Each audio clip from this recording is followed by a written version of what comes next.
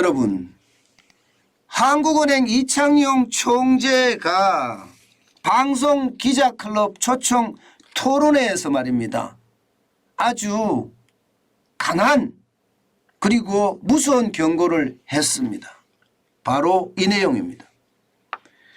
부동산 투자는 꼭 성공한다는 생각이 있는데 미래에도 지속될지 다시 한번 생각해 봐야 한다. 이렇게 아주 콕 집어서 이야기했습니다. 예. 다시 말해서 부동산 대마불사, 예, 대마불사 없다. 대마불사 없다. 이렇게 단정적으로 이야기했습니다.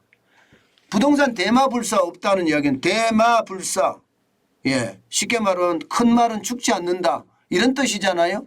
그런데 큰 말은 죽지 않는 것이 없다 이러니까 부정의 부정이니까 긍정입니다. 대마불사한다는 뜻입니다. 대마불사한다는 뜻. 예, 이것은 말입니다.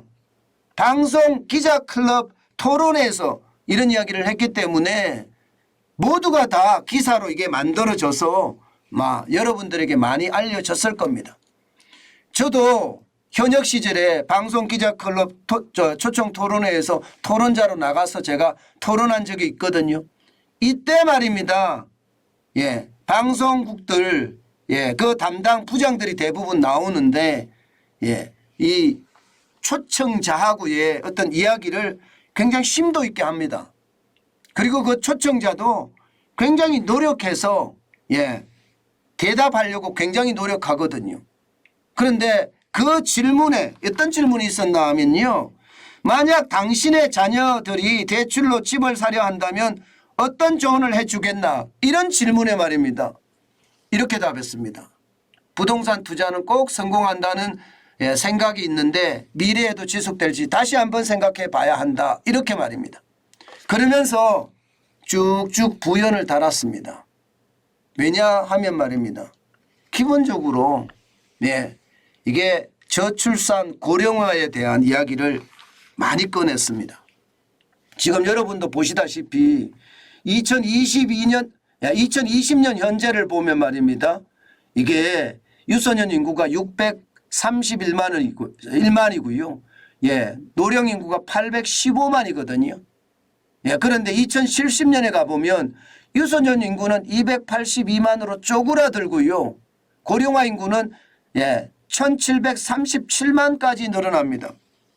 여러분, 이렇게 고령 인구가 늘어났을 때 이게 어떻게 되겠느냐.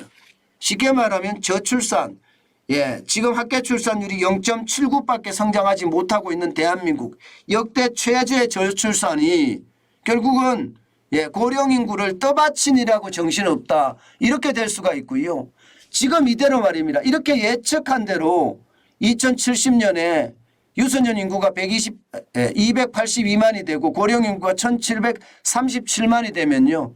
대한민국은 고령화에 짓눌려서 경제가 압사할 수도 있습니다. 그러면 부동산이 무슨 소용이겠습니까? 부동산이 집값이 올라가는 게 중요한 것도 아니고 떨어지는 게 중요한 것도 아니다. 경제 자체가 뭉개지니까 거기에 대한 불안감. 지금 이창용 총재는 이렇게 무서운 경고를 하고 있는 겁니다. 예, 여기에다가 여러분 좀 더 나아가 보면 대출금리 견딜 수 있겠냐 이거예요. 대출금리 이거 안 내려간다 이거예요. 안 내려간다.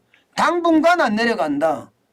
사실 금융당국에서 대출금 내려라 하고 시중은행에 압박을 줬잖아요. 그런데 안 내려갑니다. 여러분 보시다시피 주택담보대출 변동금리 최고금리가 6.89에서 6.94로 오히려 올라갔습니다. 2월 23일에 한국은행 금리를 동결시켰어요. 그런데도 올라갔습니다. 심지어 신용대출금리도 올라갔습니다. 최고금리가 6.26%에서 6.45%로 올라갔습니다. 주택담보대출이나 전세자금대출은 좀 내렸는데 찔끔찔끔 내렸어요. 주택담보대출 고정금리가 6.64%, 6.52% 찔끔 내렸죠. 전세자금대출도 마찬가지입니다. 6.83%, 6.67% 찔끔 내렸습니다. 결국 말입니다. 결국 고금리란 뜻이에요. 이 고금리 감당할 수 있나? 이자 앞에 장사 없다고 했잖아. 이창용 총재도 바로 이런 얘기를 하고 있는 겁니다. 고금리에 장사 없다. 집값은 떨어진다. 실제로도 말입니다. 고금리가 되니까 2022년에 집값 떨어진 거 보세요. 실거래가 연간 변동률이긴 하지만 마이너스 22.09%나 폭락했습니다. 사실 실거래가가 떨어진 거 2008년에 10.21% 떨어진 적이 있거든요.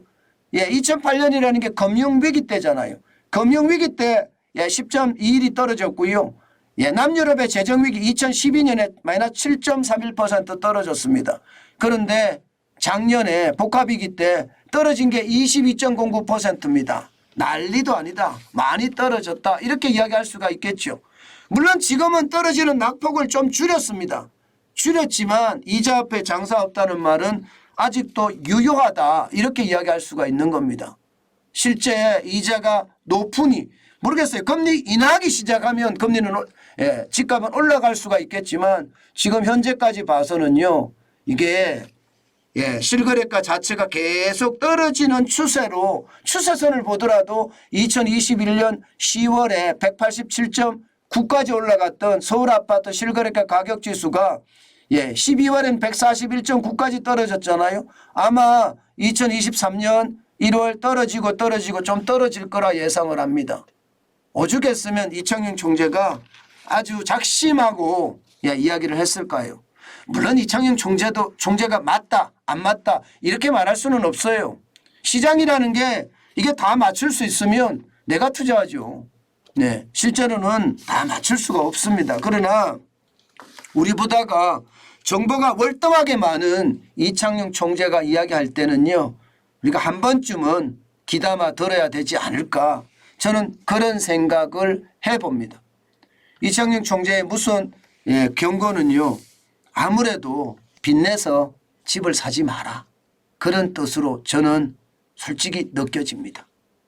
빚내서 집을 사면 이자 감당하지 못하는 거고 이자 감당하지 못하면 내 자산마저도 오히려 폭망할 수도 있으니 조심하라. 그런 뜻으로 저는 해석했습니다.